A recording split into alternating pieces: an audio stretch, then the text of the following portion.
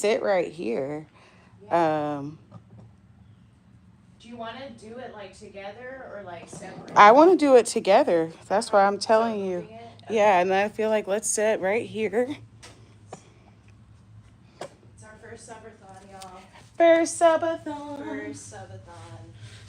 Yay! Lighting's good right here. Yay! First subathon. Lock in, lock in. Okay. We're doing the hashtag work. Doing the hashtag work, trying to get the hashtag set up. Make sure the door number's not showing anywhere. No, it's not. I don't think there's a door number here. All right. I kind of want to get both of us in there. Both of us in the shot. Okay. Yay! All right. What we didn't talk about is exactly how we were going to start. So I guess we'll start with an introduction. I am Jolene. And I'm Addie. And we are married. We currently live in Atlanta, Georgia. If you've been following our content, you know that we lived in Thailand for what, 4.5, close to 5 months. Yep. So we originally planned to be there longer, but before we get into that exactly, I wanted to kind of start with like our whole journey as a couple. From being together to where we are now, to catch you guys up. Okay. Sounds good. So do you want me to start? Yeah. All right. So I'm Addie. I was in 2021. I was running a group called on meetup.com called Power Lesbians of Atlanta, and my life changed when Jolene joined our group. Mm-hmm. And the first time she joined our group, she was a no-show. She was supposed to come to the event, didn't come. So the second time she signed up for a wine and jazz festival, I was really excited. I would finally get to meet her. In my defense, I didn't come because I think I was still trying to figure out Atlanta gay scene.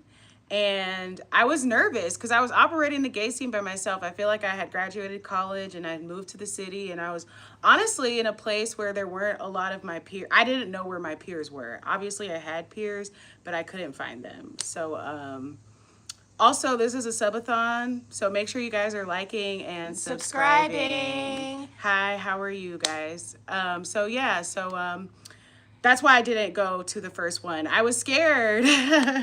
While we have an audience, should we direct them to our link? We are raising money. We are raising money for our homestead. We're building a homestead in Hawaii. Every single dollar counts. Please donate there. Please like our video. Please subscribe if you want to see our homestead journey. That's what we're here for. That's what we're doing. So right now we're in the middle of telling our story as a couple and how we got to this point. Yes, if you cannot donate financially at the links in our descriptions, the links in our bios, subscribe and like the video. That's a free way that you can support our homestead. Yes, and I'm a Jolene and this is Addie again. So yeah, so she's running the group. Go ahead. Yeah, and there was an event at a wine and jazz festival. It actually wasn't even my idea. Someone reached out and said this would be a good, hi from India, this would be a good event. Only 2 people RSVP'd, Jolene and one other person, and I was alone by myself for probably at least 2 hours waiting for my guests to arrive, and lo and behold, Jolene FaceTimes me. And so it's so funny because at the time I was living in the city, like I said, so I lived pretty much on Piedmont Park. I lived in Azure, doesn't matter, but it's on Piedmont Park in Atlanta. So I never asked for directions when she said we were going to the festival because I was like, oh, I know where everything in Piedmont Park is and where it happens. So I was literally like on my bike, not my bike, but on a city bike, those Lime bikes, trying to figure out like where to meet her. I'm like in a dress, got dressed up to go to this wine festival, but am on a Lime bike in a dress trying to get to where Addie is because I have no idea. And now we talk about like there being resistance, like whenever something really big or good or exciting is about to happen, They talk about the resistance. There's always like you got to go through some challenges and some obstacles to get to whatever is your prize, your destiny. And I'm grateful that Jolene worked through the resistance to find the Wine and Jazz Festival, because we never would have met. No, if I could get the instant replay from that day, I would love it, because I would be laughing, because I wish y'all could have seen me on those Atlanta streets on that line bike trying to get to the festival. But anyway, so that's how we met. That's how we met. Thanks for all the positive comments in the chat. Again, you can support us by donating to our GoFundMe. Links in bio, link in description. If you can't financially support, go ahead and subscribe and like the video. Share it with your friends. Yes. We're telling our life story, our couple story. We're bearing everything. We're getting authentic. So that's what we're doing here. All right. So we had a great first meeting, right? We played Cards Against Humanity. We had another person there who was a cool third wheel. And I was in a relationship at a time, so we were strictly friends. Sorry, not sorry. Yes. And then what happens after that? I mean, a good amount of stuff, but it leads to us being ready to say I do to each other. Yeah. Less than a year later. So I think what's also interesting about that story is, obviously when we met, we were both at the top of our careers, right? Yep. Addie had just got this excellent job. Matter of fact, as a friend, guys, when she got her offer at her last position, I made her dinner. And, I think I made her dinner just because congratulations about the interview, and she got the email that she got the role at our house, and it's like, jumping up and down, y'all, and we're talking about, that's just my friend. Yeah, and it wasn't until my best friend at the time was like, oh, she's cooking dinner for you. And sorry, Rahul, we're in Atlanta. You keep asking where you were from. And she was like, well, it kind of seems like more than a friend. And at this time, I had already ended my previous relationship. I was single and ready to mingle, and had no idea that this new close friend of mine was going to be my wife. Yeah. So, like we said, we got married. We're both at the top of our careers. So I guess I'll go first, since mine happened first. I was working with my family. We had an Amazon delivery service program. We had one of the largest in Atlanta, and also one of the most successful. I did that for 5 years. And I don't think I loved it, but I did love the money. Point blank, period. I loved the money. And one thing that happened in the time of us, coming together, was Addie is a financial expert. So we were able to really hone in and use that income in a way that I honestly never had. I mean, I'll just go ahead and be honest. I was living the high life and didn't care about anything. What is retirement? Do I even need to be worried about that? Nah, I was a city girl. I had my own high-rise apartment, an air fryer, in a car. You couldn't tell me nothing. I was going to the store in the mall and doing all of that stuff. So when I met Addie, and she was like, so you're not going to be able to do that with our money anymore. First, I'm like, our money, and she initiated the process of us combining our finances and ultimately getting us to a savings goal and savings, achievement level, to where we were able to be really comfortable. And then, so like I said, I did that for 5 years. And then August of 2023, my parents shut down our business with no notice. So this is a crazy story, guys. So we literally, there are hummingbirds around. So we literally showed up for my sister's 40th birthday party.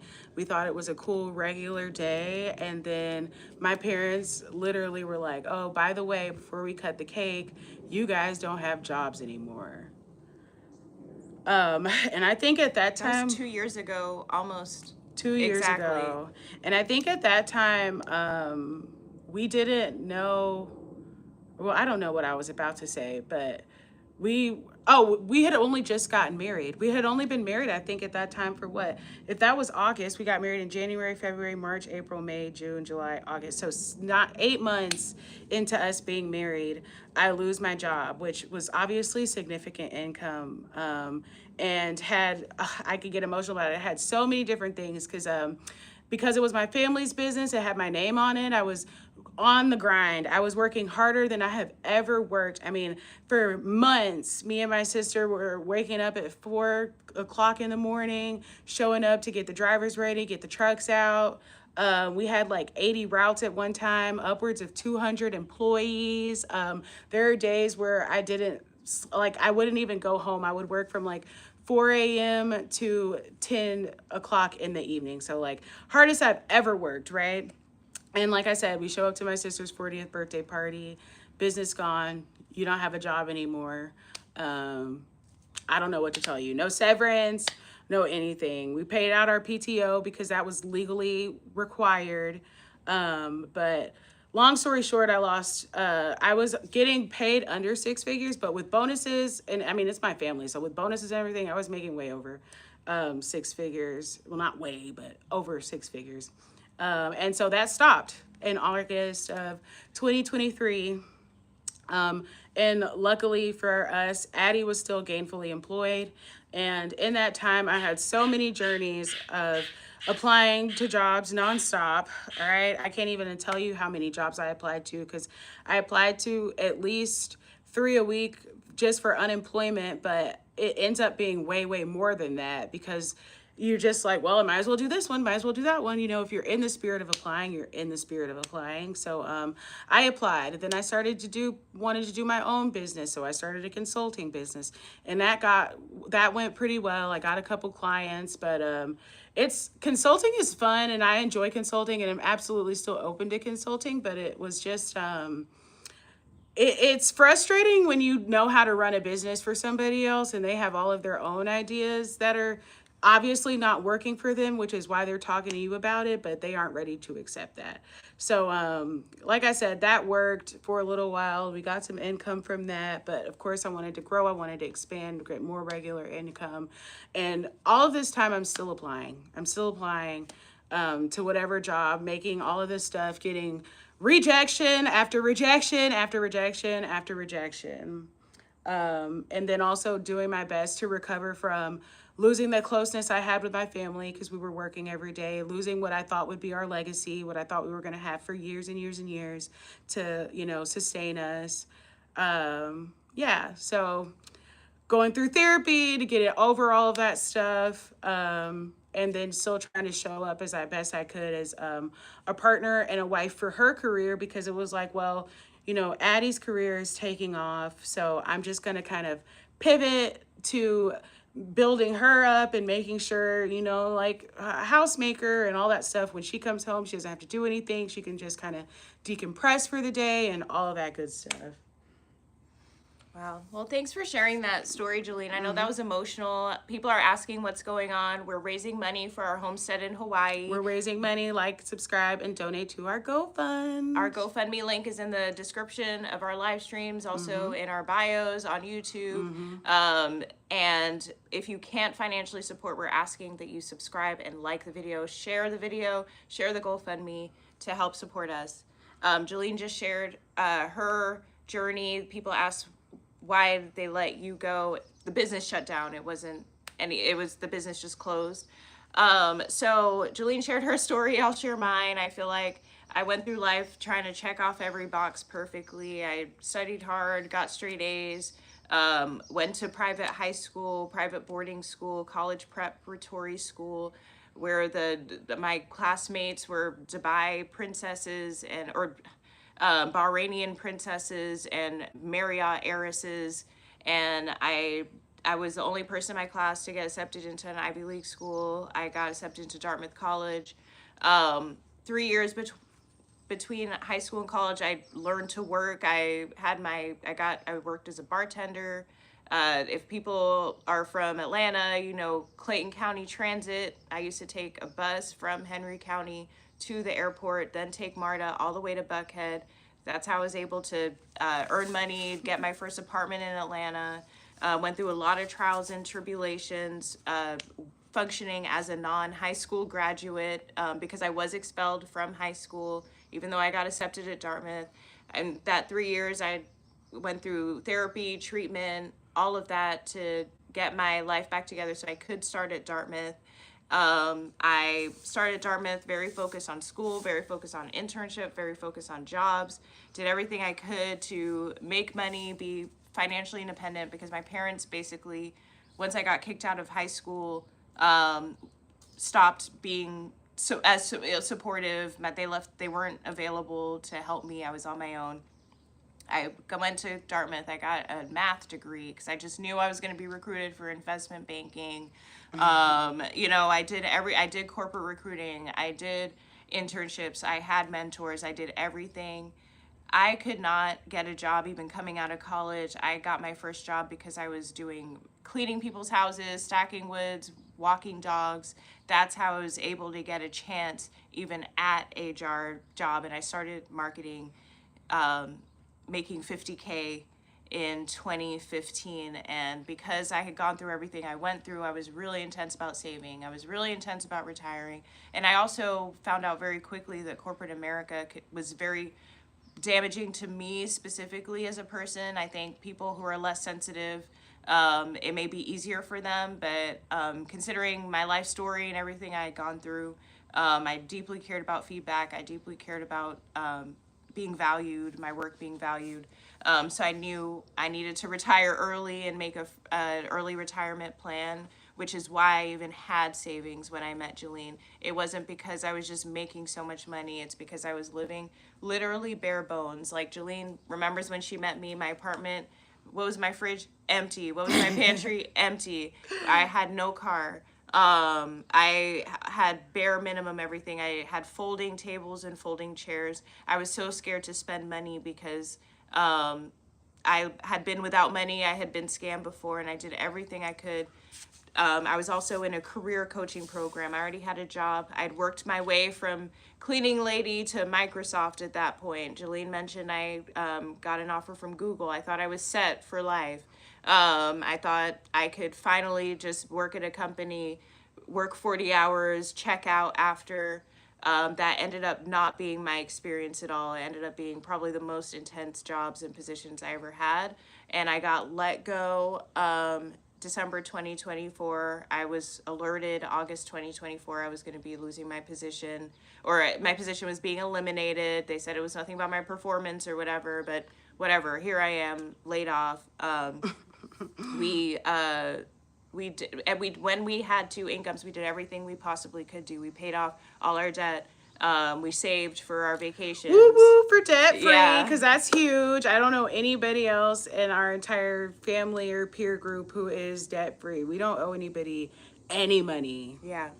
So, and we moved to, are you ready to talk about Thailand? Yeah. Okay. But if you're watching, subscribe to our channels, like our videos, but most importantly, donate to our GoFundMe. It's linked in our live streams. It's linked in our bios. It's linked in our descriptions of all of our videos. ASAP, urgently. ASAP, go, go, go. Click the like button and also make sure you subscribe. And so, by the time we both got laid off, and I feel like maybe for me a little bit before, because I was still applying and still like running up against that wall. Like, I got to get a job. I got to get a job. I got to get a job. And I'm a very spiritual person, as all of the lovely subscribers to J Snow Live know. And it got to a point for me where I was like, well, I've done everything. Like, I've made 700 resumes. I've applied to 2,000 companies. I've made pitch decks. You know what I mean? It's like, I've just done this whole thing, and it was just kind of like, this isn't happening for me. And I had to kind of think about like, well, maybe God doesn't want that for me. You know what I mean? Or even if it's not necessarily God, it's there's a part of me that must not truly want that for myself, because I am not able to manifest it, and I'm banging my head up against the wall trying to manifest it. I got Addie banging her head up against the wall trying to manifest it, because she read through every resume. She listened to me talk on and on and endlessly for hours. Is this job right? Do you think I could all of that stuff?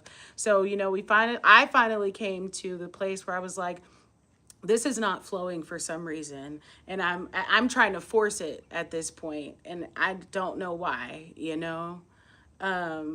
So Yeah, I feel like, especially witnessing what Jolene was going through, I mean, I was shocked, you know. I feel like every time I needed a job, I don't know if this was the economy, there are certain things you do. You write that tailored resume, you apply to many positions as possible. And I honestly felt dumb because I was giving her the playbook that had worked for me, but something changed in 2022. Like, people just literally did not want to hire people, no matter the experience. All they wanted to do was let go, let go, let go. And that was really hard because I was disappointed, because I'm like, the hours that we spend in these resumes, we tailored this position so perfectly. For her to not even get an interview is crazy. And fast forward, and we'll go back to her, I've also been doing the same thing since we got back to the US end of May, applying for a ton of jobs. I worked at Google, I worked at Microsoft, I went to Dartmouth. That has not mattered at all. I have not, other than like contract positions that aren't technically W-2 jobs, I have not been reached out to for an interview. yeah. So, you know, at first I don't like to be a victim. So it was easy to be like, woe is me. And then it's like, you can only open so many rejection emails before you're like, okay, what is it? Is it me? You know? But like I said, it just was kind of getting to the point where it's like, well, it's just not flowing. And if it was if it was for me, it would be for me, and I would have a role by now, and I'd be comfortable in. I feel like one of the roles that I did get was like a sales associate position at Express. And I was pissed because Express at the time was going through a merger. And long story short, there was no employee discount. So it was like, who the hell wants to work? I'm sorry, but who wants? And I have a degree. I have 2 degrees. I have a bachelor's degree in Spanish and a bachelor's degree in psychology from Valdosta State University. Go Blazers. So it was like,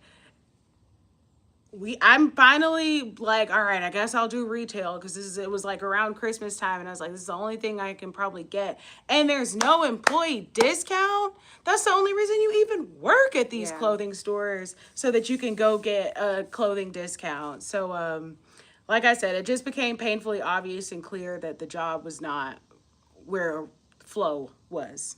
It wasn't. So once we decided we were going to move to Thailand, hope to save money. Everyone sees those videos about you can rent an apartment for $300. We're like, well, we could probably get a house for $500. You know, everyone talks about how cheap the food is, and and the services. So that's what got us to Thailand. We sold all of our stuff. We moved to Thailand hoping to start. And I kind of want to touch on that for a second. Like, so we sold everything to move to Thailand. When we moved to Thailand, and when you guys look at our content and you see like those 8 or 9 bags that we had, that was everything we owned at that point. We sold car. We sold every piece of furniture that would sell. If it would sell, we sold it. Okay. And even that was its own emotional let go experience, you know, and just understanding and going through the journey of realizing how much emotional energy those items carry with you. Because it was like, I had items from my sister's first divorce. I had items from living with my sister, you know, like just a collection of stuff that has its own memories, its own energy. And one day I have all those videos in my phone of like telling you guys exactly what it's like giving away different things, and how there's parts of it that are rewarding and you feel good because it's like, oh, that made someone's day. They're really happy. And then it's also some of the stuff where you're like, damn, that's mine. And it's not mine anymore. So I just didn't want to speed over, that was Selling an our stuff, emotional yeah. process. And it was a really huge, I think it shows the amount of commitment we had at the time to trying to make sure Thailand would work for us. Yeah, absolutely. And we have all of those vlogs recording our moving. If you want to see those vlogs, donate to our GoFundMe. We will happily release all of our selling all our stuff, moving content. I'm sure we just didn't post because it's emotional, Yeah, honestly. So if you yeah. want to see that stuff, donate to our GoFundMe. And if we achieve, let's say $50,000 in this subathon, we will release our vlogs. So thanks for touching in on that in terms of selling everything on Facebook. It was hard, it was challenging, it sucked, it was humbling, but we just knew that we were about to, everything would pay off once we get to Thailand. If we just get there, then we can live a life of less than 4K in expenses a month and figure out a way to get an online business and fund our life as expats in Thailand. So we got to Thailand, and in some ways it was everything that we wanted. We're close to the beach. Food and fruit juices were easily accessible. We were surrounded by lush land. We were able to rent a home for the first time together. That was cheaper than our 1-bedroom apartment and way more spacious. And everything was great. I think the issue, I think the issue for me was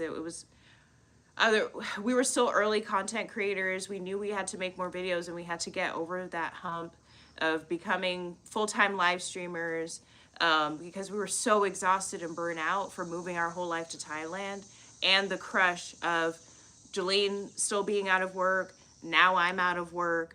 What is our marriage? Or, there's a lot of insecurities that come up. It's like, were we only together because we both had good jobs? How are we gonna, does she really love me? Do I really love her? You know what I mean? All of that stuff. It was just stressful. And I think it was really being in a foreign country with different limitations. It wasn't as easy as we thought it was to stand up, immediately start making money virtually in Thailand. And I think, and we kind of might disagree a little bit on this, because I personally feel like we had started making money in Thailand. Obviously, it wasn't an amount that we needed. But what did become clear that we both agreed on was that it was not easy to function on our visa. So I kind of want to talk about that. For anybody who is trying to get their DTV, their Destination Thailand visa, I don't recommend that visa, point blank, period. It's a good tourist visa, but nobody wants to be a tourist for 5 years.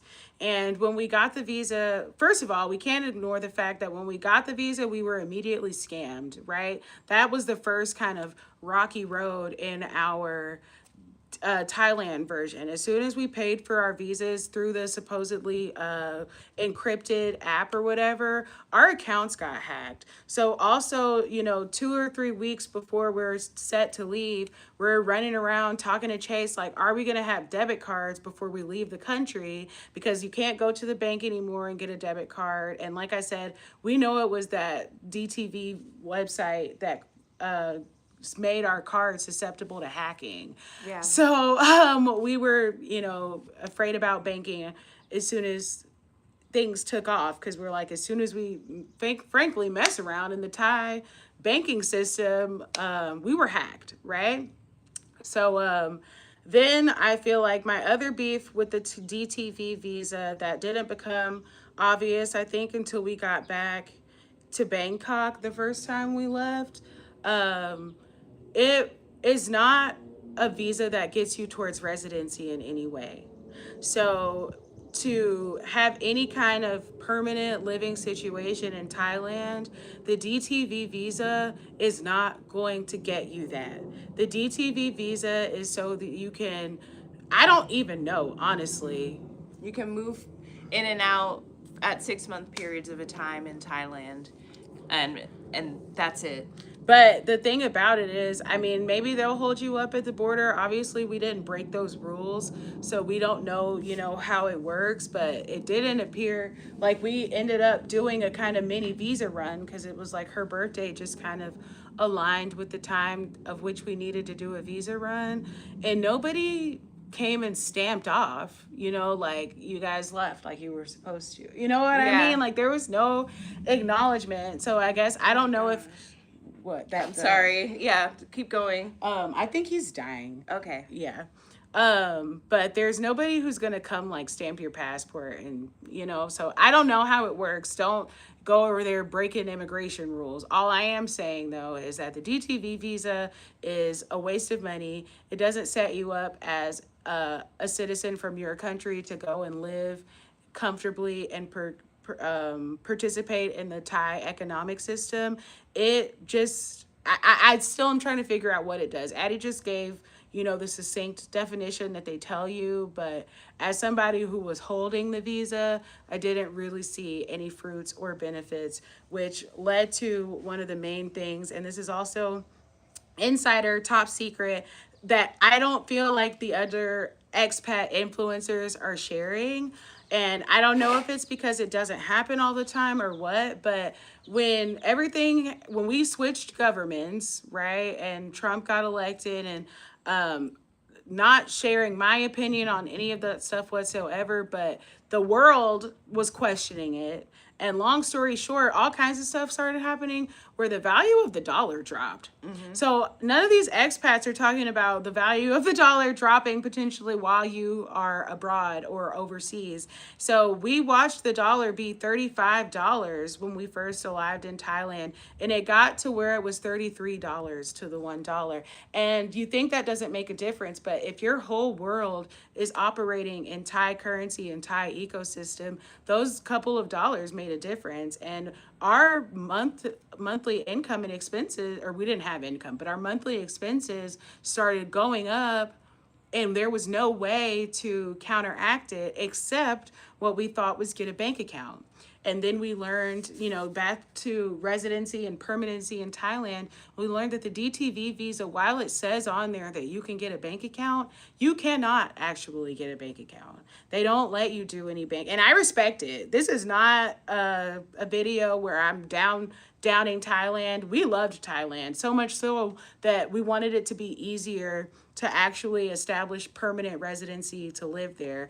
And now I'm just sharing to you that's not the case. And frankly, it's because they don't want that. They don't want Americans or anybody coming in there and messing up their ecosystem, or I say ecosystem, but what am I talking about? Economy, their economic system. That's the one I'm looking for. They don't want foreigners and outsiders coming in and disrupting their economy, and more power to them, but not being able to get a bank account and not being feeling like we were actually able to live there comfortably as residents, because another thing that came with income was like we wanted to start a business. We were excited to start businesses. We had money that we wanted to invest in businesses, but you have to have a Thai owner pretty much. So if you have a business in Thailand, the owner has to be 51% Thai. The owner of the 51% has to be Thai, native and born. So now it's like we have to be networking and cahooting enough with people to meet someone and feel confident and close enough to them that we want to give them more access and ownership to our business than we can have. And because I feel like if we were single, there might have been a better path towards that, right? We could have got Thai girlfriends and they teach us the language and show us the ropes, and we feel comfortable making that. But we were already married. We're happily married. We're happy to be established in our union. So it didn't make sense at all for us to try to bring in essentially a third person for our business. And it's like even when we were open to it, it just didn't flow. Yeah, I bet Jolene summed that up perfectly. If you're just joining, we have a GoFundMe raising money for our homestead in Hawaii. Please click the link in our descriptions and our bios to donate and contribute to our homestead. We're telling our whole life story. To explain why we need your help, why we need your donations. We don't ask for much, but we're asking now, and it is incredibly time sensitive. If you can't financially support, please subscribe to our channels. And like the video. Click the like button so we can share this and have this reach as many people as possible. Appreciate your support. What would you like to talk about next? Did I say everything you wanted to about Thailand? Yeah, I mean, just to clarify, like, for me, like, the challenges, I was fresh off of a layoff, and that affected me a lot emotionally, and it made it hard for me to focus on anything other than peace and healing and getting right, which was a really long journey for me to get to. It was really scary for me. And Thailand was giving everything it possibly could give, with good food, good fruit, swimming, sun, beach, all of that. And I really needed that oh, amazing. Thank you so much.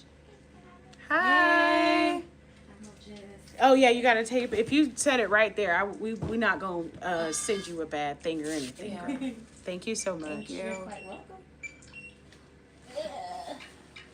You want it? Oh. Yeah. Thank you. Have a good day. You do the same. mail is in there also. Okay, right, thank you so much. Little mail delivery, real life. Yeah. So it was just a challenging time in general, and we were doing everything we could. Jolene mentioned we did have money coming in. We got casted for a show. They were going to pay us $2,000. It was just expensive to live there, and I was getting nervous about what is our long-term plan, because our monthly expenses cost way more than we anticipated. Oh, Okay. well, yeah. Anyway, so yeah, and then I feel like for me, well, one, with DTV you can't work, so there was no opportunity for us to like get up and go get a job. So you know, already the motivation to do that is low because it's impossible. You can't go work anywhere. And I feel like for me in that time, while I had been unemployed for a longer amount of time at that time than Addie, I feel like because I was going so hard trying to be employed, I hadn't even enjoyed the break off. I was just beating myself up, and like I said, like this was my family business, so it's like I don't know, in a family business that I built with the help of my siblings and stuff, of course, but we're talking about from my perspective. So it's like I helped put that whole business together, and it took me a long time to let it go, and then to also not be beating myself up, because then after I was over that it was gone, I was like, I can't believe I put that much into something that wasn't mine, you know? So just this constant cycle of like beating myself up is part of why I wasn't able to, I think, really meet the mental and spiritual level that we needed to be at to make the amount of money we needed to be comfortable. Yeah, and I feel like it was really hard. I mean, Jolene lost her job 6 months into our marriage, or 8 months, and it was perfect timing in terms of like we'd already paid off all our debt, and like every single dollar of her salary was going towards achieving our financial goals. And as soon as we achieved our financial goals, we maybe got like 1 month to actually enjoy having 2 incomes, and then it was gone. So and I know that was really hard for both of us. It was hard for Jolene because no one wants that to happen 8 months into their marriage. It was incredibly stressful for me because my dream job at Google was actually not great in terms of like, it was really challenging for me, not necessarily the work, but just the culture, just the corporateness of it, the demands. So while I was able to financially support the both of us, one, it never felt like enough because that's just how life works. And two, I felt like I was holding on to my job with a thread because of all the layoffs that were happening. Like literally month we got married is when Google had their first major layoffs. So we got like immediately there was no peace, and Jolene was working as hard as she could to get a job. I wanted her to get a job, but once I saw resistance in terms of like the job coming, I was like, I told her like, you can just focus on being a housewife, you can focus on your business, but I completely understand why that was hard for her to even do at that point, because no one wants that, and there wasn't enough peace and calm in my income to even help her be at peace. We were literally on the string's edge, and I think these companies want us to feel like that because they absolutely do. I talk about that all the time because it's like these companies have organizational psychologists and more creating all of this stuff to get buy-in from their employees. Like, I don't want swag. You know, swag at the house is just marketing. It's just marketing to get you thinking about that company and have a reminder about some work that you need to do and all of that stuff. So it worked. And I truly believe, like, you know, people get upset and make fun of this, but Sundar's wife works at Google too. Oh, I didn't know that. Well, but it makes sense. She don't. Okay. I mean, she works at Google too, because when you Yeah. have those high kind of roles and positions, to think that that wife only gets to just sit home and be at peace all the time is crazy. These wives at work too. That's why it's like I used to make fun of, I think people still do make fun of like military wives or police wives, and they're like, oh, it's our badge and stuff. And it does sound crazy, but at the same time, when your partner comes home and you have to put them back together and patch them up so that they can go see another day, and that becomes your job, you know what I mean? It's all divinely orchestrated, and maybe not necessarily divine, but it's all expertly earthly crafted, if that makes sense. Like, there are people in the world who their job is to figure out how to make employees the best employees, and a good employee loves their company, right? So there's science, psychological practices that lead to this. So we both, I feel like, even though I didn't have a job, another reason why I was tired when we got to Thailand, I'm sorry, I'm looking at this hummingbird, is because we were both tired and exhausted and burnt out. I was doing it's like whatever Addie had and needed to get to work, she had, and then what wasn't there, I feel like I had to give, you know, to get her up, to help her be flowing and happy and all those things throughout the day, you know? Yeah, I would have spiraled if I didn't have Jolene with me. Jolene was waking me up in the morning, making coffee in the morning, making sure I was eating, making sure I was having dinner, and really and it sucks because it's like, now a job isn't just taking my energy, it's taking my wife's energy, and these jobs are just so all-consuming, and it's like we keep being willing to do it, but that's why it felt divine or spiritual for us to not get these jobs, because while we were willing to do it, it just in general was not good for us. It wasn't. Our whole life force energy is now being sucked towards the profits of these companies, and you know, we wanted something different for us. What else do you want to talk about? Yeah. So I feel like in a nutshell, you know, we kind of explained why Thailand didn't work, and that's not, again, to deter anybody from visiting. Visit Thailand tomorrow if you can. Well, maybe not tomorrow. Wait till that rainy season is over. Yeah. Because that is a serious thing. Yeah. But after rainy season, go to Thailand immediately. It's beautiful, beautiful beaches, spying. It was also nice to be in a place where they did not care that we were Black Or gay.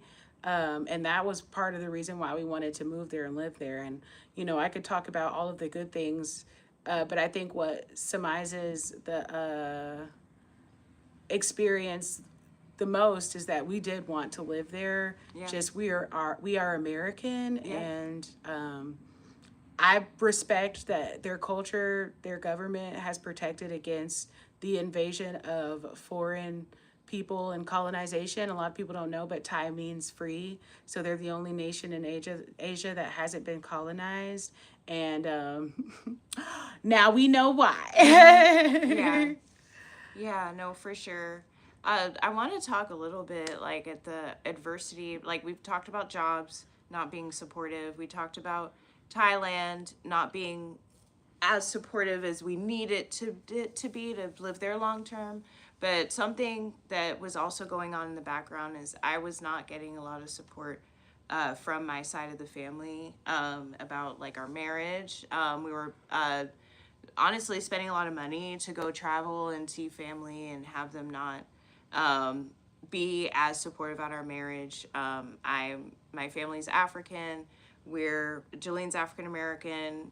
We're gay. We're two women. We're getting married. Still to this day, not necessarily from just my side. I think it's okay, baby. Okay, I think it's all just right. a dragonfly, and I think he's sick. Okay. All right, sorry. Not necessarily from my side of the family, but just in general, we get comments all the time about people not being supportive of our marriage, our life together. Yeah, in 2025, people are still mad about gayness. Yeah.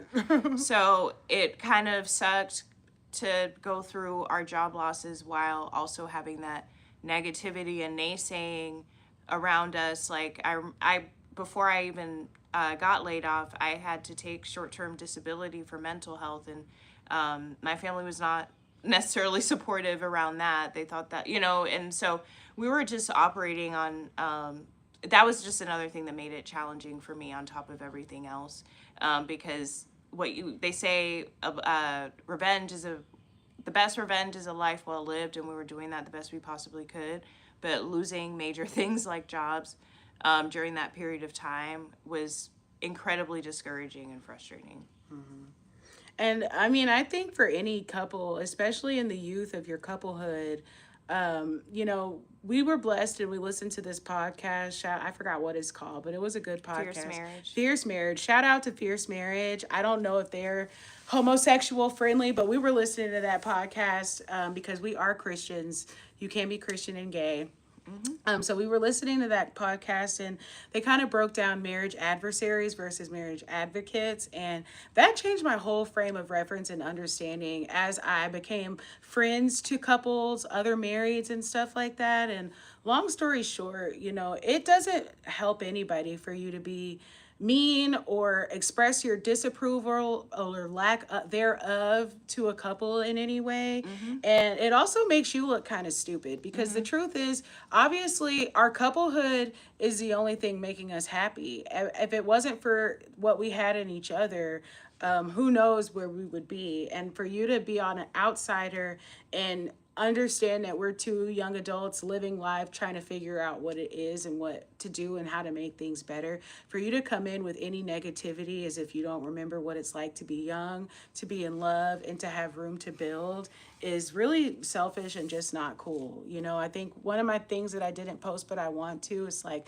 dream killing is dead. Mm-hmm. If you want to be a dream killer, you need to ask yourself a lot of questions about why you want to be so miserable. And also, if all you can sit there and think about is negative stuff to say about me and Addie, you need more time to do stuff. You need less time. You need to figure out what to do with your time. Because when it comes to couples, unless you want to help them, they don't really need you to say anything. So be an advocate instead of an adversary. Yeah, absolutely.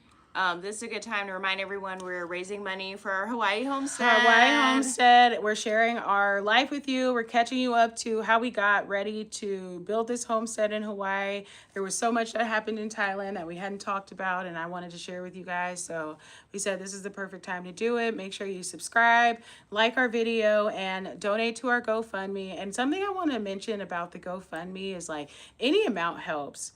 Even if all you have to give is like $5, all of that adds up, and we're incredibly and eternally grateful for it. So there is no amount too small. We are not going to be like, so-and-so only donated 50 cents. What are they doing with that?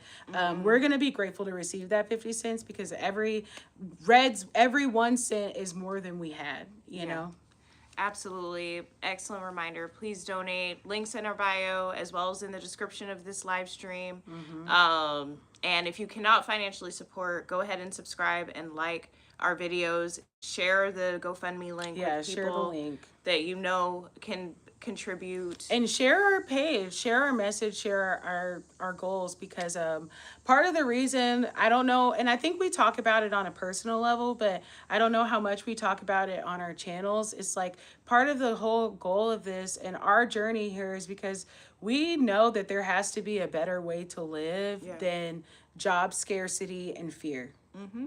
We're on the path. We are the boots on the ground trying to figure out what is this better path, because it's also just about happiness, you know? And I think it's, you know, I know some people are asking if you're in my family, it's like, one, we are applying to corporate jobs and we are not hearing back. Two, we've done that corporate job route and we know people in our family who have done that corporate job route, and what they are not is happy. Yeah, they're doing the best they can, but they're still living month to month, paycheck to paycheck, credit card payment to credit card payment. And we made a decision a long time ago that that's not the kind of life that we're going to live. And we can get back to our story soon, but like this homestead, we're literally, this is not a luxury situation. That we're talking about composting toilet, outdoor shower, you know, just wild pigs running around, Wild pigs ravaging crops. Like, it's literally the bare minimum that we could possibly get to live a sustainable life together. And that's why we need your help. So that's what you're supporting. That's what the GoFundMe link is supporting. And we can go back to I guess we can talk about leaving Thailand. I'll share that I feel I'm responsible for us leaving Thailand. I started getting a lot of fear, started having emotional and physical reactions that made me want to go home to the U.S. And I definitely put Jolene in a tight spot. That was a really challenging part of our marriage. Sometimes I regret being so rash. Like, I'm just telling you this because I'm being authentic, but Jolene has told me over and over again, Thailand long term wouldn't have made sense. And, you know, but it was, you know, when you get that feeling and it's like it's time to go. And there were just a series of events that strongly gave me the feeling it was time to go. Yeah. And, you know, I think it was a test for our marriage, because I feel like anybody who's married, and it doesn't matter what gender, sex, all of that stuff, if you're married, a marriage pretty much works the same way, because if you're on a marriage type that honors commitment, and it's like Addie was unhappy, so that meant it wasn't going to work long term no matter what, because what they say is true. Happy wife, happy life. And if we're in a partnership together, and if one of us is deeply unhappy and can't find peace, can't find joy, then the other one isn't going to be able to do that either. So that's such a good point, Jolene. And that goes for any and all situations, even when it's hard. Like, when Jolene was applying to jobs, like, some jobs were reaching back out to her, but they were really jobs that, and there was a time that she was pushing to be an Uber driver. And it's just like, while in the moment that extra money may have felt momentarily good, like, the quality of life that I was having with Jolene not having a job that was making her unhappy was feeding me. So for Jolene to not be happy to take a job just for the money, but in exchange for her happiness, no matter how much money that is, it's not worth it. And I think that's something that's really hard for people to do, but it's not normalized, and that's why divorce is normalized. Yep. That's why workaholism is normalized. That's why a lot of marriages and relationships that you see on TV, it's not even real. It's not even real love. They're not even acting as people who are actually in love with each other. No, I feel like another thing, and this is so funny because this experience happened probably a week before Addie got laid off. We were at one of those corporate events, and it was this couple, and they both worked at it. I mean, I'll go ahead and tell it. They both worked at Coca-Cola. Oh, yeah. And they were telling about how hard it was for them to find a system that worked during COVID, because what I heard, it's not what they necessarily said, but this is what I heard, is that couple didn't even like each other. And with work being removed, those 8-hour breaks or more that they were getting from being at work, when that was taken away by COVID, they realized that they actually couldn't stand each other. And I knew from listening to her talk, I personally was like, this girl sounds crazy. This girl don't love her husband. What are these two doing together? Because she don't love him. She don't even like being in the house with him all day. She wants to leave. You know what I mean? They just were so clearly, to me, not happy. And I feel like I remember going home and telling Addie that day, like, you know, I'm happy that that's not how we look at each other. I'm happy that we're not itching to get to the office so we can get away from each other. Because that's not how marriage is supposed to feel. No. There's nobody I like hanging around as much as Addie, you know? I mean, part of why we want to homestead together is because it's like we want to build a life where we can focus on each other and expanding and growing that, whether it's kids, homestead with animals and all of that stuff. You know, we want to figure out and optimize, prioritize, and frankly monetize us being together. You know, absolutely. And I feel like people see value in like team building when it comes to like a corporate setting and human capital, but they don't think about the people that are right around them, their wife, their kids, you know, like that they deserve in that those relationships deserve investing in, because the power of two is way greater than one. And people, you know, people don't think like that when it comes to their personal relationships, but we do. It makes me think of an edition of with Addie episode where you were explaining to somebody that while they may not be financially rich, they are rich in relationships, because she was like, I have a husband and I have 4 kids and I can barely get a minute to myself and da-da-da-da-da. And it's like not being able to identify the type of wealth that's the most prevalent in your life is something, to me, is a red flag that you're not living, or I'm not living how I want to be, because I'm not even able to recognize the blessing of my wife, the blessing of having a partner who's there to experience and go through all of these things with me. I'm just looking at them as somebody who's in my way or who's getting on my nerves or who I want gone. You know what I mean? And another thing Addie said, divorce is so normalized, which that's a conversation for a completely different video. But the reasons that get to divorce are the things that I feel like are highlighted and glorified in our society. Like, for example, the cheating husband archetype on these things. Like, she wants him to be gone because she wants to spend all the money. She wants, you know, sometimes it's okay for him to stay late at work and all of that stuff. And it's like, you know, that stuff's actually not okay.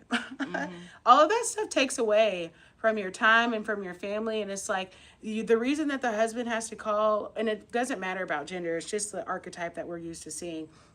The reason he has to call and let the wife know is because it disrupts their peace.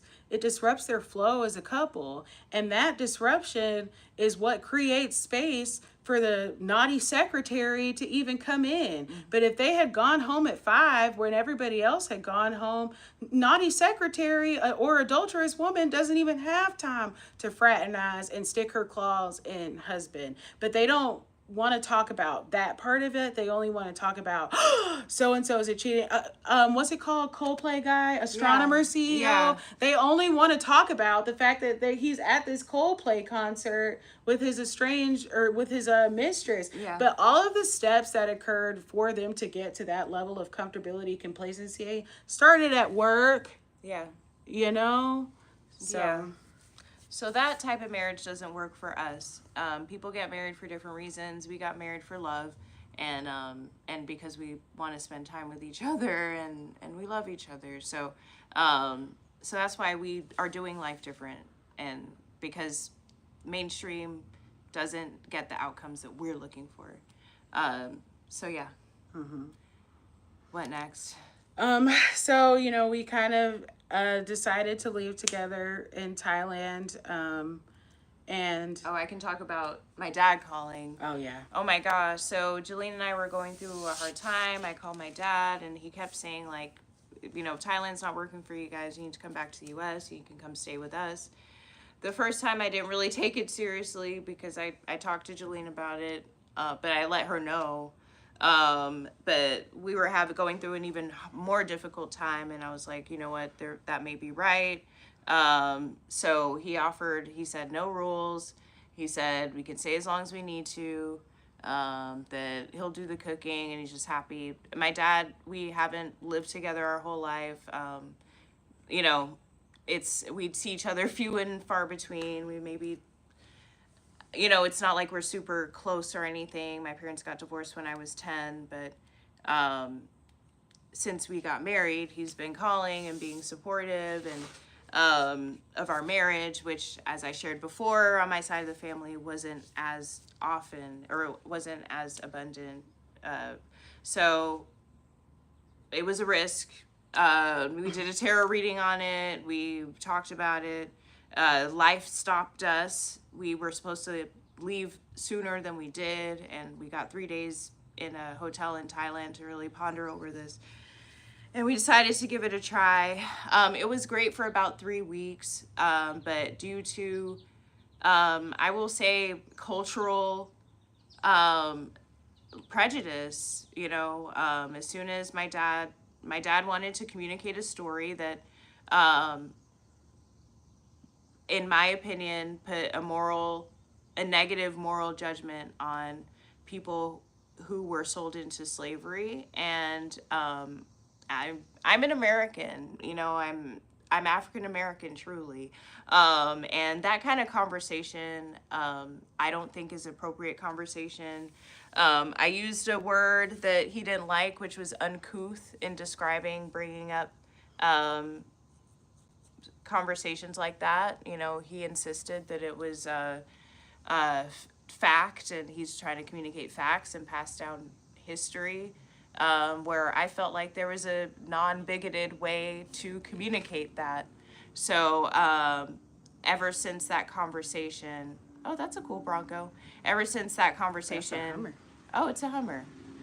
Ever since that conversation, it became incredibly tense in the home. And because, as I mentioned, we haven't lived together our whole life, we didn't spend as much time with each other, and again, putting family first, I made the decision for us that we needed to leave and exit that situation. Abby, he's so cute. Subathon pause. Look at how cute Abby. Hi, Abby girl.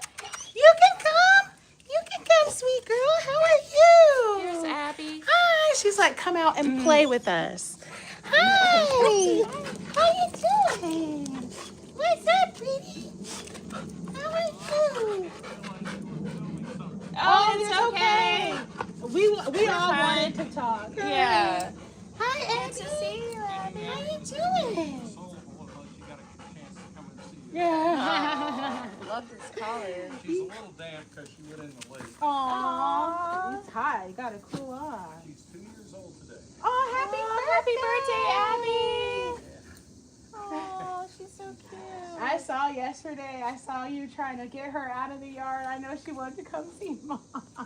She loves your mom. She really does. She's her favorite person. Aww. I'm just the food giver. Yeah, I mean, that's what they reduce all of us to. Yeah. Have a good day. I'm glad you had a good swim on your birthday, Abby. Yeah. She dried off pretty well. It's hot. She's going for a bath.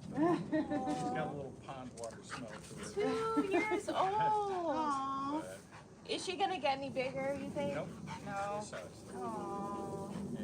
Now, the English creams tend to be a little smaller than the standard golden retriever you see in the U.S. Okay. Yeah. And the females tend to be a little smaller than that. So, It's nothing wrong with taking up space, Abby girl. Take that space, big girl. Yeah. Yes. Hey, I gotta give my daddy a lot of love. I gotta have a container. yeah, she's a mess. Mm-hmm. She is wonderful. Like, did you have a good weekend? We did. Good. We did pretty good. Yeah. Yeah.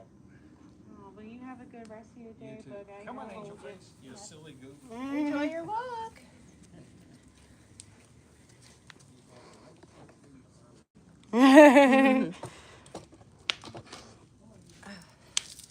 We had to have a brief intermission Yeah. for our favorite neighborhood pub. We did. And we love Abby. So yeah, I guess I was just saying how I made the decision for both of us that we should leave my dad's house and It was Thanks for saying that. So if you're watching, I have nothing to do with it. I know there's a narrative about me, but you did it, not me. yeah. And you meaning me, because I made the decision to leave. So, and I feel like that's something else. Like, we're currently at Jolene's parents' house until because we had to stay here because our cat Oya needs required paperwork in order to get into Hawaii. But something that people say is like, oh, just live with your parents, live in the basement, whatever. And people put up a lot of discomfort doing that. Like, for me, it was only going to make sense if we were comfortable and we felt free to be ourselves. And as soon as that became not the case, it's not worth it to me. Like, I would rather, I think it's normal. So Jillian talks about giving our happiness away with both hands. And that would have been giving our happiness away with both hands, to tolerate uncomfortability while staying just for a roof over our head. Yeah. And I think that was a hard decision, and I feel like I was really upset when we left Thailand and stuff like that. But obviously, eventually I came to understand that Addie was just trying to make the best decision she knew for us as a couple. And we talked about, how that process can be smoother and work, better for both of us next time. But, it took me a while, but obviously I came around to see what she was seeing, so that brings us to here. We were in Minnesota, and some of our live streams were there, and then we were here. And I think on the tail end of Minnesota is really, so for me, I think in the Phuket airport is when Hawaii talks started happening, because I think it became clear too that while I loved Thailand, what I really loved about Thailand was having beach access. And being from Atlanta, Georgia, it's very inland. And my parents are actually from Savannah, so there's Tybee and there's Hilton Head, and I grew up going to those beaches, and I loved them too. I really did.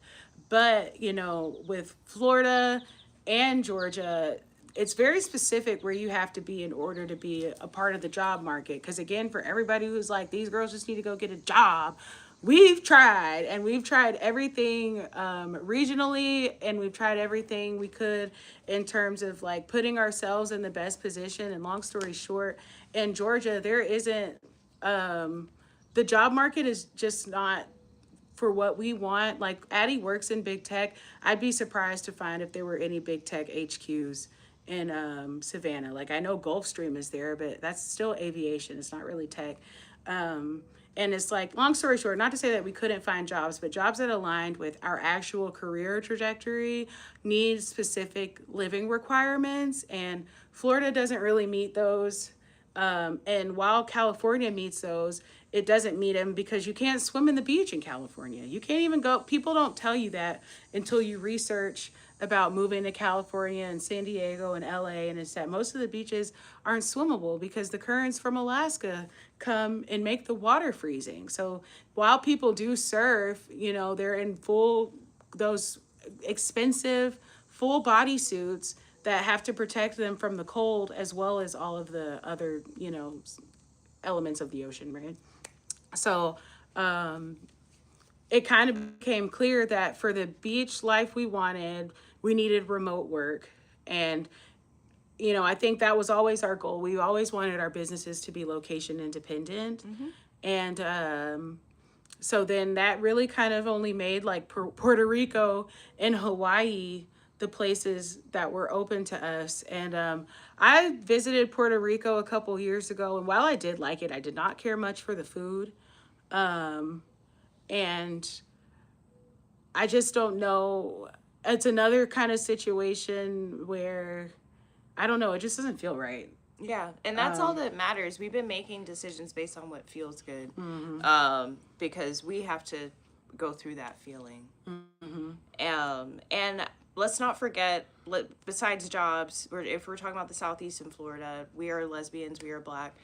there's a level of uncomfortability that is present there. As an Atlantean, born and raised, I'm sick of the South. I'm sick of Southern ideals. I'm sick of the Bible Belt. Like, we sent our GoFundMe out this yesterday, as you guys know. Matter of fact, just a reminder, this Subathon is to help us get donations to our GoFundMe link, which is currently in our bios and it's everywhere on our profile. And also like and subscribe. This is our subathon, and it won't always be us just sitting in front of the camera talking, but we really wanted to update our fans and followers and subscribers on how we arrived at this journey, you know. Yeah. And what was I talking about? Being over the South as a Oh yeah. And somebody this morning when we sent our GoFundMe out called my mom and took it upon herself to tell my mom that she didn't approve of our lifestyle and of my choices and all that stuff. And long story short, first of all, just ignore the message if you don't want to give anything. Right. It's not meant to evoke more emotion than give them money. You know what Yeah. I mean? Other than that, though, I don't need anybody's opinions on our lifestyle, whether it's frankly family or friends or anything. You know what I mean? Just Northwest said it best. Just bless me. That's all I ask. You don't need to approve. You don't need to like. I was gonna say Hawaii was the first state to legalize gay marriage, same-sex marriage, and that was way before the other states started following suit. So similar to Thailand, which is very LGBTQ positive, that 100% informs where we go because that's our comfortability. We've lived in the South most of our life. Like, we deserve to live places that are non-judgmental about things that are identity related. So that's kind of, like I said, at the airport in Hawaii, we kind of were like, it kind of seems like the only places we would be happy with beach are Puerto Rico and Hawaii. And then I feel like fast forward to a few weeks, we were in Minnesota, and the part of Minnesota we were in, I was really grateful to visit because it was the tall grass prairies. So it was really kind of nostalgic, I guess, as an American, because we all hear about Little House on the Prairie and growing up on the prairie and stuff. And something that we kept seeing was huge amounts of farmland. Huge amounts of farmland. I mean, I can't even tell you off the top of my head how many acres. I just know, and I recorded some of it. You know, go check out some of my shorts because I'd be like what it's like to ride down the road in Minnesota. And it's just riding next to this huge farm. And I think we also we were in Marshall, Minnesota. So we also got to see that we actually liked small town feel. It was nice to not have to deal with traffic. Atlanta is traffic. I mean, I just to give you like a little frame of reference, I personally grew up with my parents normalizing driving from Fayetteville all the way to Metro Atlanta every single morning. So I didn't even come from the concept of you can live 10 to 15 minutes away from your house. I was just used to having like an hour commute everywhere I needed to go in Atlanta all the time. So it only took me a couple of weeks of being like, I don't want to go back. I don't want to drive anymore like this. You know, it makes driving not even pleasant. But anyway, so we were seeing the tall grass prairies, and me and Addie were kind of just sitting on the porch at her dad's house, kind of like now. And we were like, you know, this farm life ain't looking so bad, you know, because it's like they've got all of these crops and plenty of beautiful, lush farmland. They have a nice home that they're sitting on, and then they don't have neighbors for a mile or two. Yeah. And that's in addition to most of the help that my dad wanted us to do was with his yard. And then I realized, like, everyone's just farming grass. You know, he had an acre and a half. And I'm like, why is everyone... And it was, like, so important to make sure the grass looked perfect. And it's like, I started to get conspiracy theories because I'm like, why are people farming grass? But I was able to be doing that yard work, doing that weeding, doing that trimming, made me remember how much I enjoyed working with my hands, and, you know, pulling weeds, getting in the dirt. And Jolene and I had fun together doing it. You know, we're always looking for other ways to exercise, and that's, you know, self-contained exercise that actually is productive as opposed to just wasting energy for no reason. So and it just felt good to be in nature again. And so I was feeling the same way. And I think we, you know, ended up just randomly talking about it, to be honest. And then Addie was like, wait, are you serious? Because if you're serious, I know this great program. And that was when the idea of WOOF came into our field division. So we were like, oh my gosh, this is great. We can get to Hawaii and we can work on a farm and we can learn about farming. And we were super excited to do that. So we enrolled in the WOOF thing, you know, which is like what, $250 to be a part of that WOOF? Yeah, just to join and get insurance, we had to pay $250, which sucked. And WOOF stands for Worldwide Federation of Organic Farmers, something like that. I had heard about it. It worked out for a friend who woofed. She was from Vermont and woofed in California, and I had never heard about it otherwise. It seemed promising. We started to see all these availabilities in Hawaii, but it felt very much like a job interview, or a application. It's not like you would think these people are desperate for farm hands, but they're not. I don't even know why they have profiles up. But someone did get back to us quickly, and the accommodations were really nice. And we sat through this whole interview with her, even offered to clean her Airbnbs for a crazy low hourly rate. Crazy low. And she said she's actually gonna keep the woofers that she already has. So from that conversation, we told our family, we told everybody, like, this is what we're doing, we're going to Hawaii, this is where we're farming, this is where we're doing this, and we're doing that. And then she texts us, like, actually, you're not doing that. And like she said, it's like, this is after we agreed to clean those Airbnbs, which was like, you know, it became much too job-like, number one.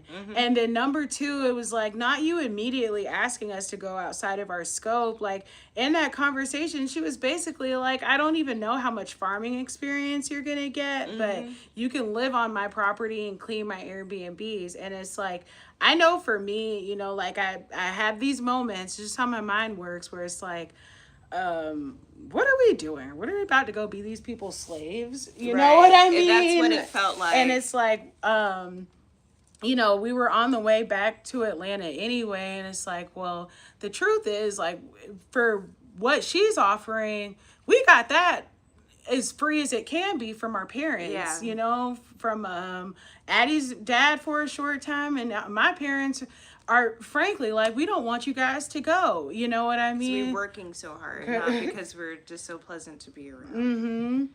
So, you know, that was when it was like, and we were praying for this perfect WOOF opportunity. Yep. And I remember we both had the understanding, and we both talked, and we're like, this is the WOOF.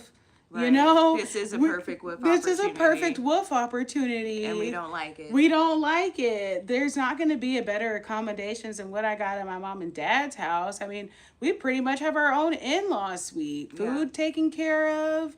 My dad want to give us the car, but we got to pay insurance, you know, and it's not a car we want, but it's a car, you know what I mean? So, this is the WOOF opportunity. So it's like, I don't know why, if we are going to be praying and bringing God into it, I don't know why we asking for what we already have. Yeah. And then I had a crazy idea one morning, like I typically do with Jolene. And I'm like, what, how much would it cost to just buy our own farm and be our own WOOF? Because I'm all about skipping steps. Like, sometimes, I mean, as people, which I feel both of us is like, we went through all the steps, and then you realize that there's ways to just shortcut it, especially through manifestation and prayer. And sometimes it's our own limiting beliefs, thinking we have to go through all of these steps when we can just go straight to what we're looking for. What I got from that is that, and also from our experience in Minnesota, it not being our land makes it hard to show up even and invest, because it's not ours. And it's like, well, I haven't even looked to see how much farms cost in Hawaii. And we looked, and surprisingly, we found some that were lower than we expected. And it kind of makes me want to pause here and go back to Thailand. Like, we skipped over, but our home in Thailand was really beautiful. And part of the reason why it was so beautiful is like it was basically a family owned a cul-de-sac, or as like, just think about if you've ever been in a neighborhood, the cul-de-sac street. So a family, but this not a neighborhood. It's just kind of like a cutout in what I'm sure was woods at one time. This one family owned like this whole, I don't know, what is that, a compound commune or whatever? It wasn't a commune, but just a cutout. It was a road. Yeah, a private road. They owned a private road with homes, and we called him Uncle. And there was this uncle. He was out there because it's important because we got to live in a food forest, and he was out there every day watering those plants, doing everything he could to take care of that land and property, picking up debris that had come down when it had rained. Just had his hands and eyes on that property every day, and they were growing fruit that they weren't even eating. We had wax apples, we had a lime tree, we had coconuts, Papayas. Stuff that we didn't even really, we didn't really know about it as much because, and also I don't know how comfortable we felt eating it. Yeah, and they were stuff. giving it to us. They were giving us Oh, mangoes, we're forgetting those plenty green, of yeah. mango. delicious. So, that kind of obviously piqued our interest. I think that was my favorite thing. Honestly, maybe the only good thing about that house, besides it being a house, was that it was surrounded by so much food and lush flora and fauna, Yeah, it was really great. And I started identifying plants with an app. Jalene's always looking at plants and identifying them, and I wanted to do the same. And there was a whole earth connection that we got from Thailand. Yeah. So, fast forwarded to Addie being like, how much was it going to be to get our own farm? And we realized that it was a really achievable dream. It was achievable. And I think we also learned in learning the achievability of that dream, we learned that there, just like anything, is 1,000 ways to skin a cat. If you're not a country bumpkin such as myself, it just means there's way more than one way to do something. And so then we started looking at off-grid homesteads and basically just seeing how people achieve these means. Yes. Again, if you want to help us achieve these means, go contribute to our GoFundMe, linked in the description and in our bios. If you cannot financially support, subscribe or like the video and share our GoFundMe to reach as many people as possible. So I guess that kind of brings us current to where we're at now. Yep. Yeah, so I think it'll be funny to talk about like the first property that we found. So we use ChatGPT for a lot of help. It's an objective third party, and so we had found an area called Ocean View And Reddit, of course, crowdsourced. We had found an area or a property in a place that we had no idea at the time called Ocean View Estates. It was 3 tiny homes, literally just on rock. And it was it 2 acres? Yeah, it was 2 acres with these beautifully crafted tiny homes, super livable. It had no toilet whatsoever. And that's where but that was the first home, and we were ready to put an offer on it, and we found out it had a competing offer. So we ended up not proceeding with the showing for that. But in hindsight, that is hilarious because to start a farm, that was no actual soil. No. We got into a fight just even thinking about how we were going to clear all those rocks. And that was the red flag. Huge red flag. We were laying in bed making plans for this property that neither one of us really know what to do. You know what I mean? But just talking about how we might begin to start the farm had us ready to, I don't even like you anymore. What do you even know about farming? Right. And the truth is neither one of us damn do. No. And Jalene made the good point. We need land that's going to work for us. Someone asked what's happening, guys. We're raising money on our GoFundMe, link in bio, link in description. Subscribe, support, share. But absolutely, we needed something that was a land that was gonna help us as much as possible, because we have no experience, and that's when ChatGPT It's came just a in. butterfly, boo. That's when ChatGPT came in, and we asked, where are some places that make sense for us in Hawaii to start farming? And I feel like before we got to ChatGPT, though, we also were doing what everybody does and researching the neighborhood. Yes. And what was a red flag was one of the videos of like the land that we were looking at. He was like, well, you're gonna do all this research about ocean view.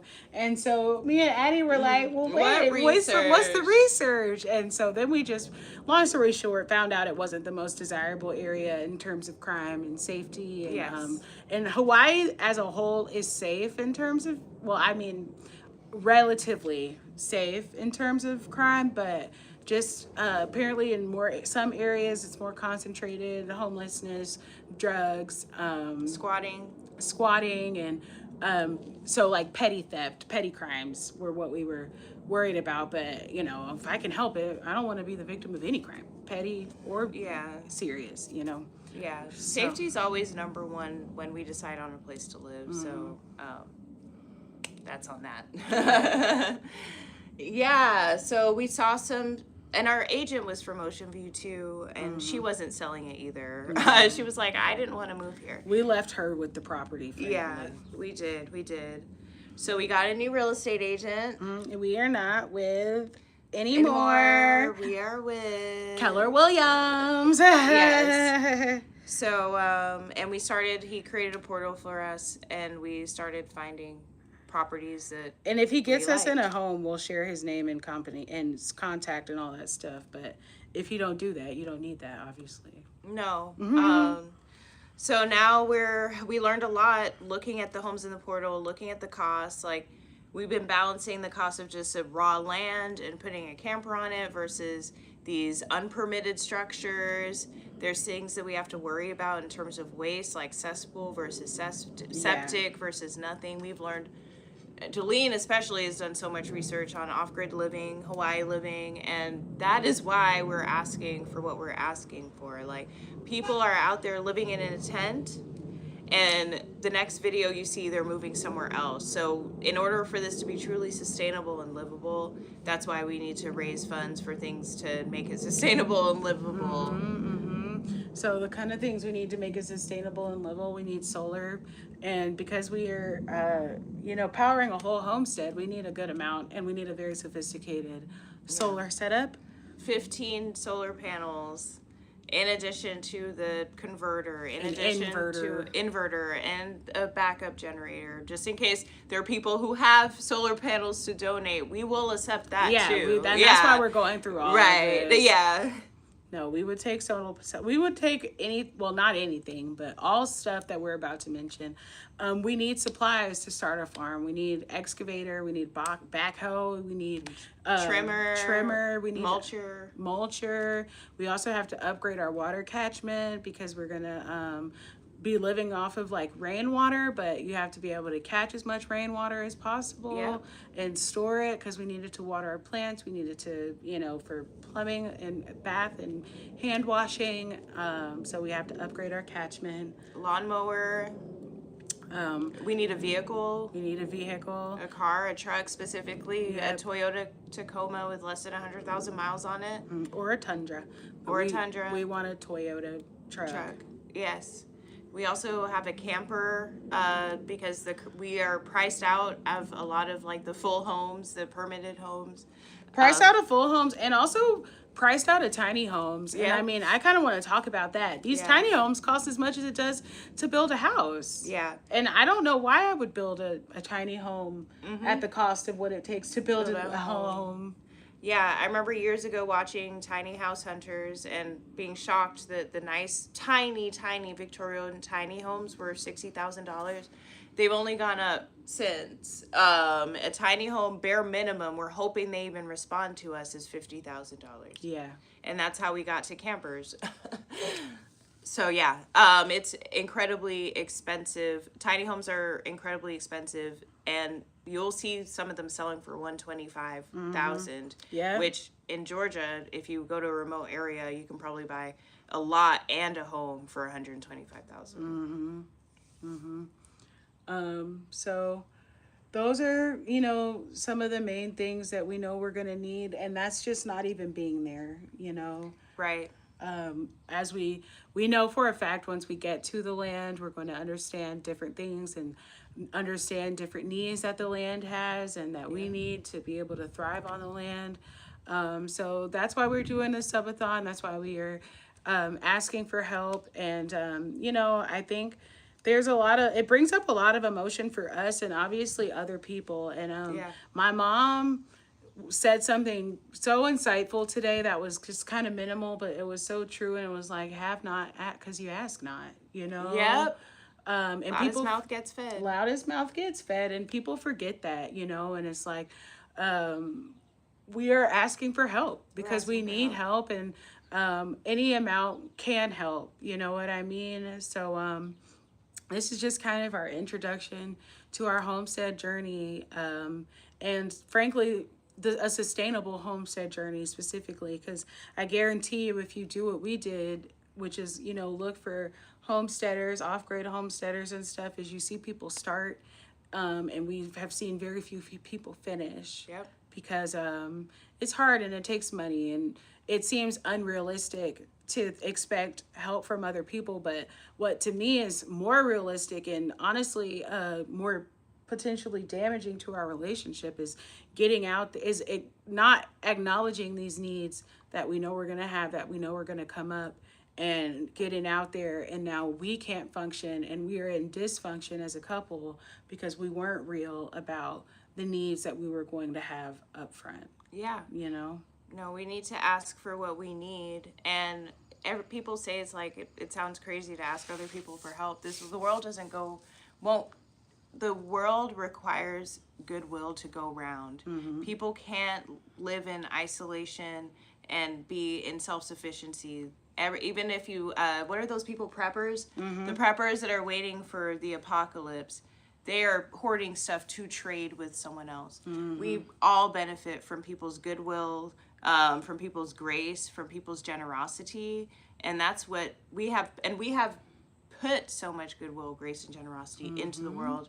It is rarely that we ask for it to be pulled back out. And that's why we're asking for so much, because we have put $500,000 worth of energy, grace, goodwill, positivity into the world, and now we're asking for the world to return the favor to us. And because there's billions of people on this planet, like even if just 500 people give us $1,000, that reaches our goal. And 1,000 people give us $500, that reaches our goal. Like, you know what I mean? Like mm-hmm. We just need your help. We need you to stretch in your pocket and give as much as you can afford to our GoFundMe's, linked in our descriptions, link in our bio, to support us, because we're asking for help. What do you do when someone needs help? Yeah. I think another thing I wanted to talk about too is the vision for the farm, and it's like, or the homestead, and it's like that homestead is a community, mm-hmm. you know, it's a community waiting to open, waiting to thrive. We're starting with just 3 acres, mm-hmm. and we want to get that to fully sustainable, and also more, you know what I mean? We want to sustain us, but there's only 2 of us, and that's a whole 3 acres worth of land. So this is also just an investment in our community for our followers. We don't know what the future holds for our homestead. We just know we want it to be a place where we can have community, where we can gather, where we can set up possibly a free food stand.